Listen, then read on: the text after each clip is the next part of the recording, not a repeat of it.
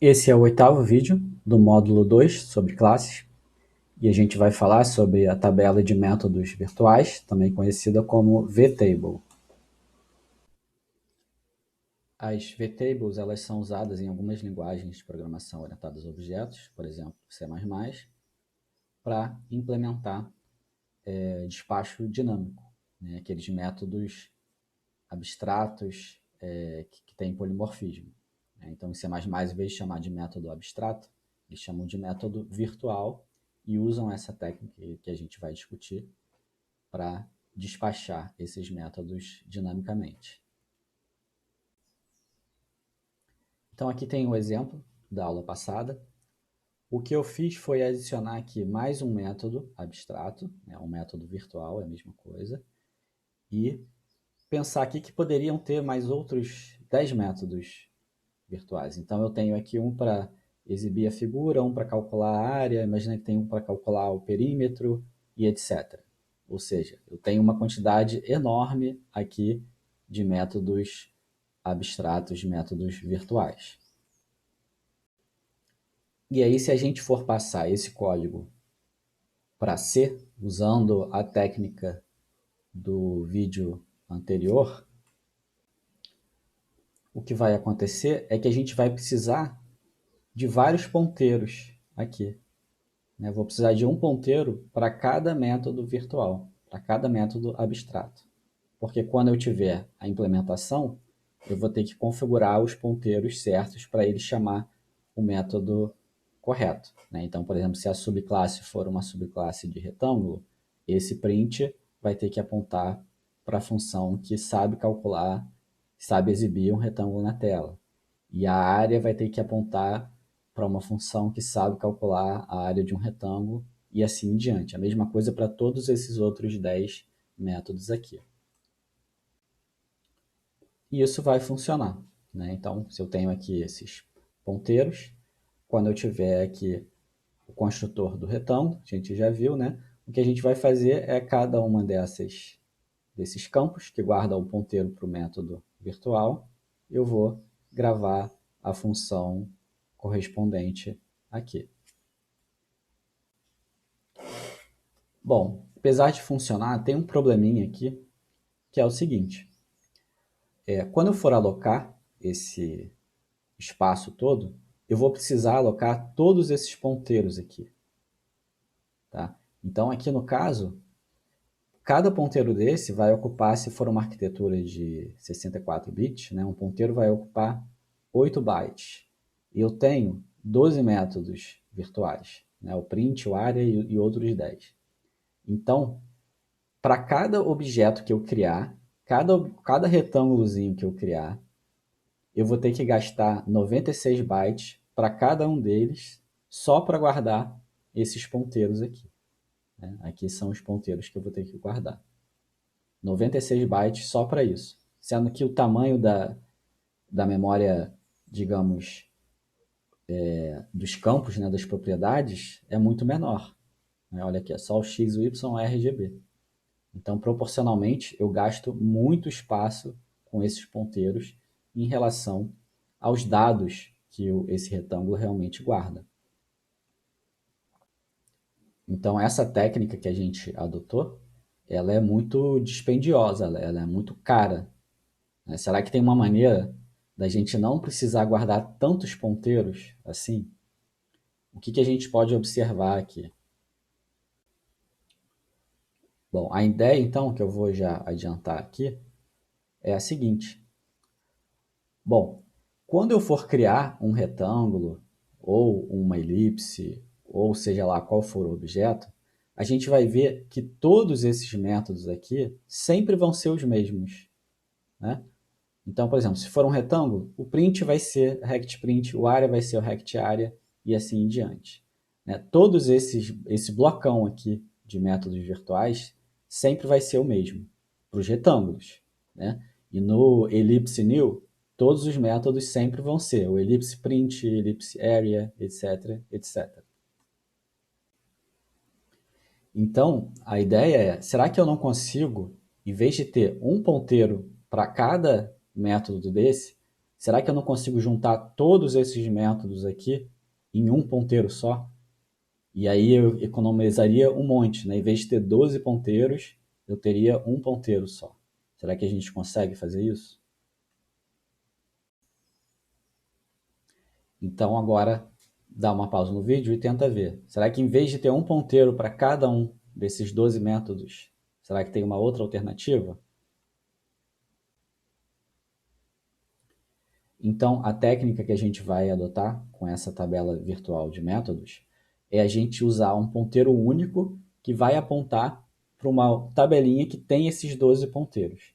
Então, em vez de eu ter 12 ponteiros apontando para 12 métodos, eu vou ter um ponteiro só que aponta para uma tabela que tem os métodos em comum daquela classe.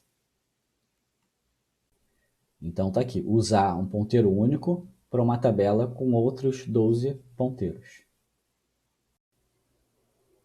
Essa aqui é a nossa struct do slide anterior. A gente vê aqui que a gente ainda está com esses 12 ponteiros, que a gente quer transformar em um ponteiro só. Então, a gente vai jogar esses ponteiros para uma outra struct auxiliar. Tá? Essa struct aqui eu estou chamando de figure vtable. E nessa tabela virtual de métodos, eu vou guardar esses ponteiros para esses 12 métodos virtuais, né? O de print, o de área e etc. E aí agora eu posso simplificar a struct figura criando um ponteiro único para uma tabela virtual para as figuras, tá? Que é essa aqui. Então agora esse campo vtable dentro da minha superclasse figura, essa tabela aqui vai guardar esses 12 ponteiros. E aí no final das contas, eu substituí esses 12 ponteiros aqui por um ponteiro único. Então, agora, sempre que eu criar uma figura, eu vou ocupar o espaço das propriedades e vou ocupar, além disso, mais 8 bytes só, né, um ponteiro numa arquitetura de 64 bits, que vai aí sim apontar para uma outra estrutura, que a gente ainda vai ver agora como um exemplo, né, como que funcionaria isso para o retângulo, por exemplo. Esses 12 ponteiros aqui, eles vão continuar ocupando espaço. A questão é que eles vão ser em comum para todas as subclasses, né? Então, quando eu tiver uma tabela dessas aqui para o retângulo, todos os retângulos vão compartilhar essa mesma tabela. Como? Bom, basta o construtor de um retângulo, por exemplo, apontar para a tabela certa, para a tabela de retângulos. E aí, na tabela de retângulos, vão ter os métodos de print, o método de área e etc., que são previstos para os retângulos, e assim diante. Então, vamos ver agora como que fica isso para o retângulo. Então, agora está aqui a minha superclasse Figure, já com um ponteiro único, né? E aqui está a minha tabela específica para retângulos. Tá? Então, todos os retângulos vão compartilhar essa mesma tabela rect vtable. E aí, o que, que vai ter nessa tabela? Vão ter os métodos polimórficos da classe, da superclasse figura. Então, o rect print, o rect área e assim em diante. E agora eu vou aqui alterar o meu construtor de retângulo e em vez de eu ter uma linha para cada método virtual, então seria super setinha print igual a endereço de rect print. Depois super setinha area igual a endereço de rect area. Eu não vou mais fazer isso. Eu vou apontar para essa tabela única aqui, porque essa tabela vai ser igual para todos os retângulos, né? Todos os retângulos vão ter o mesmo método print, o mesmo método area e etc. Então é mais econômico eu apontar para uma tabela que guarde todos esses métodos juntos. E finalmente agora, para eu usar esse método, né, para eu chamar o método print, que antes eu simplesmente fazia figs de i, setinha print, agora eu preciso ter uma indireção a mais. Eu vou na figura, estou aqui. Aí acesso a tabela virtual, e aí na tabela virtual eu venho aqui e quero acessar o campo print.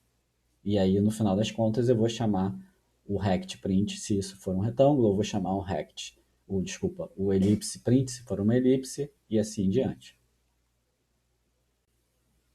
E aí no final das contas, agora eu tenho 8 bytes só por objeto, que é esse ponteiro aqui. Além disso, eu vou ter o custo de cada tabela, né? Então aqui essa tabela vai ter 96 bytes, só que esses 96 bytes vão ser compartilhados por todos os retângulos. Então se eu tiver 100 retângulos na minha aplicação, eu vou só gastar 800 bytes desses ponteiros do VTable e, além disso, uma vez só esses ponteiros aqui, essa tabela aqui com aqueles 96 bytes, que antes eu gastava para cada objeto. Só que, por outro lado, agora eu perco um pouco de performance, né? Porque agora, toda vez que eu acesso um método virtual, eu tenho que consultar essa tabela. Antes eu fazia esse acesso aqui direto a cada um deles. Agora eu tenho que fazer mais uma indireção. Daqui da VTable eu vou para a tabela e da tabela eu vou para o método. Então fica um pouco mais lento esse código. Então esse código todo aqui, eu já preparei ele. Então esse figures.c era o da aula passada e agora tem um usando VTable. Então vamos abrir esse código aqui. Então aqui a gente vê a nossa VTable para figuras. Tá? Aqui tem só dois métodos, né? O print e o area, mas poderiam ter outros tantos métodos aqui. A minha figura ela guarda o x e o y, guarda a cor e agora guarda um ponteiro para VTable também. Aí eu tenho aqui um retângulo. O retângulo ele é uma subclasse de figura, ele tem o W e o H além da figura.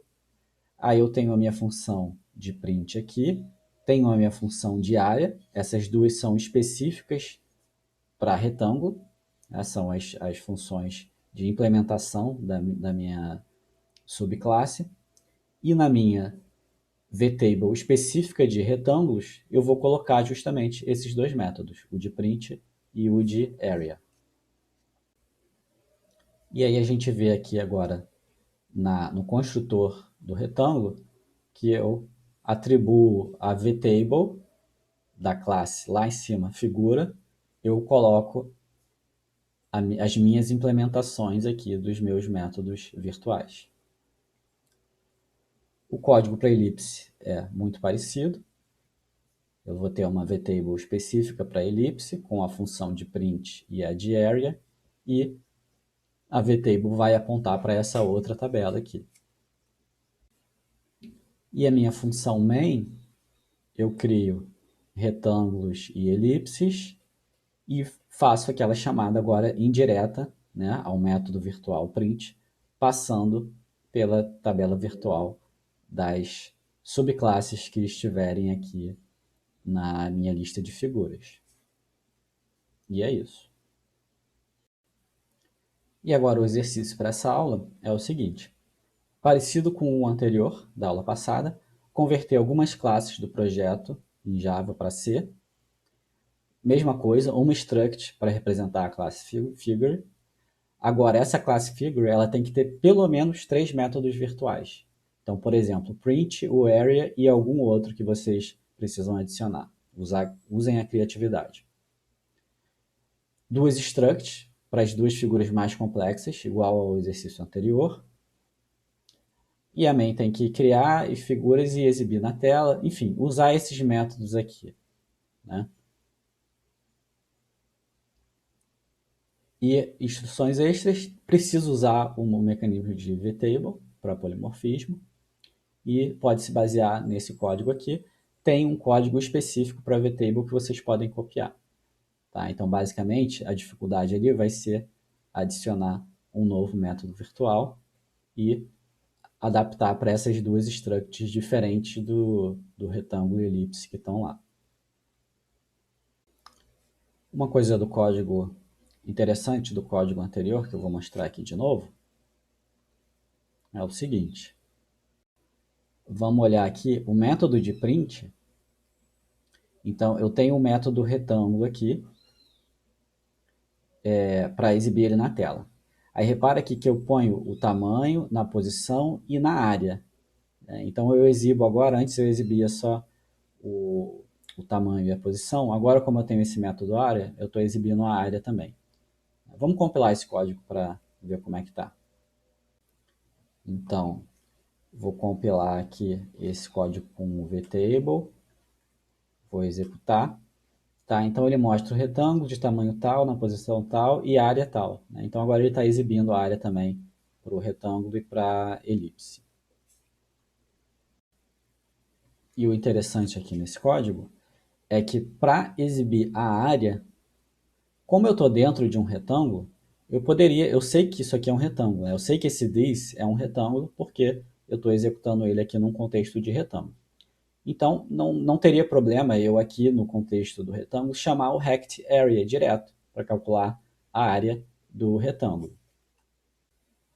Mas eu optei por usar o despacho dinâmico aqui de novo, só como um exercício para ilustrar que eu posso chamar esses métodos virtuais mesmo numa classe, numa instância que eu sei qual é a classe. Né?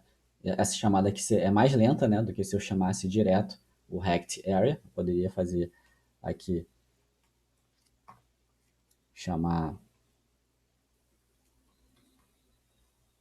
rect area de this, não teria problema fazer isso. Né? Então esse %d aqui seria substituído pela área do retângulo, mas eu optei por acessar a figura, acessar os campos da figura, pegar a Virtual Table lá, acessar o campo de área, que vai estar apontando para o Rect Area, porque esse cara aqui é um retângulo. Então, lá no construtor do retângulo, a VTable foi configurada para apontar para a VTable do retângulo. Então, no final das contas, eu vou estar chamando o Rect Area de qualquer jeito, mas eu estou chamando aqui através do método virtual. Bom, então o que a gente viu nesses dois últimos vídeos, né, é como a gente implementar herança e polimorfismo em C. E a gente usou, para herança, a gente usou essa técnica de usar structs aninhadas, que seria equivalente àquele extends, né, que é pegar os campos da superclasse e reusar esses campos na subclasse. E o polimorfismo a gente fez usando ponteiro para funções. Né? Esses ponteiros para funções eles vão simular aquele override, porque quando eu atribuo um ponteiro àquele campo, eu estou substituindo qual seria o comportamento da superclasse. A gente viu que essa técnica ela é dispendiosa, né? Porque para cada método virtual eu vou precisar de um ponteiro. Então, se eu tiver 10 métodos virtuais, cada instância vai precisar ter 10 ponteiros. E aí a gente usou essa técnica de Virtual Table, que fica mais compacto, porque eu compartilho esses ponteiros entre instâncias da mesma subclasse, mas eu tenho um custo extra de indireção para acessar esses ponteiros. Bom, então a gente viu que é possível, né, a gente simular essa ideia de herança e polimorfismo, dá um trabalho, né? A gente tem alguns problemas aqui de segurança, né, porque eu estou usando esses typecasts e eu não tenho garantia se eu estou indo do subtipo para o supertipo. Em si, a gente não tem nenhuma garantia. Né? Então, por isso que a gente não dá para considerar que é equivalente ao que a gente faz em Java, porque em Java e C++, e etc., esses conceitos estão são bem comportados, né? Eles fazem parte da semântica da linguagem e a linguagem trata de maneira mais especial esses conceitos, evitando esses erros, usando uma sintaxe mais leve e etc. Bom, assim então a gente encerra essa aula, essas duas aulas, né, sobre implementação de classes usando C, simulando em C.